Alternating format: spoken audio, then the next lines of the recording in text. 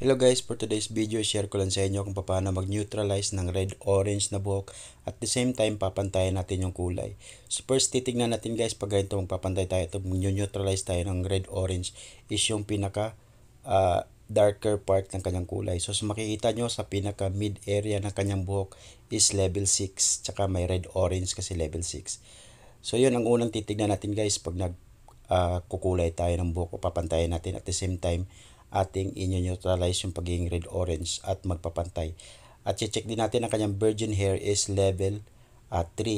So pag ganito guys, 3 level lighter lang kasi level 6 yung kanyang previous color. So gagawin natin dito is magtitimpla tayo ng level 7 ash, no, 7-1, tas 9% oxidizing lotion. So level 3 siya, maabot ng level 9% is 3 level lighter, so magiging level 6 ng kanyang result sa kanyang root area. So target natin level 6 dito. So ginamitan natin siya sa pinaka mid area after ng roots is level 7, 7-1, tas may mix siyang green at saka blue para neutralize ng red at saka yung kanyang copper. So mid area na ang second application guys. Tapos na natin yung sa rooting, no. Dito naman sa pinaka mid area niya, dahil red orange nga yung ang kanyang reflect, no. So ginamitan natin siya ng konting green at saka konting blue. Tapos meron siyang target color natin is 7-1 pa rin. So after ng application guys, make it sure lang na wag ilalagpas dun sa pinaka previous, sa pinaka baba, dahil iba naman yung kulay niya, mas lighter kasi may halong highlights yun. So ibang application doon.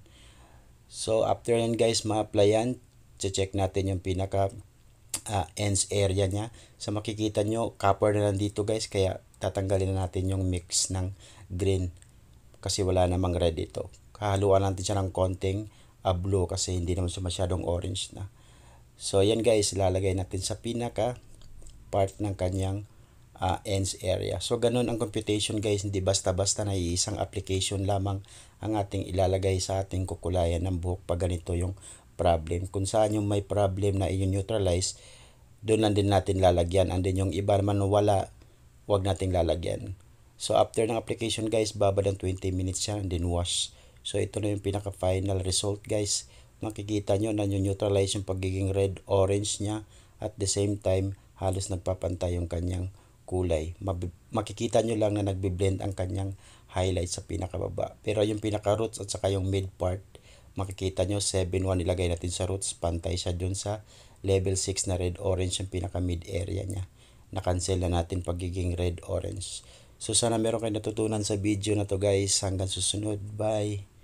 Huwag kalimutang mag-like and subscribe. See you.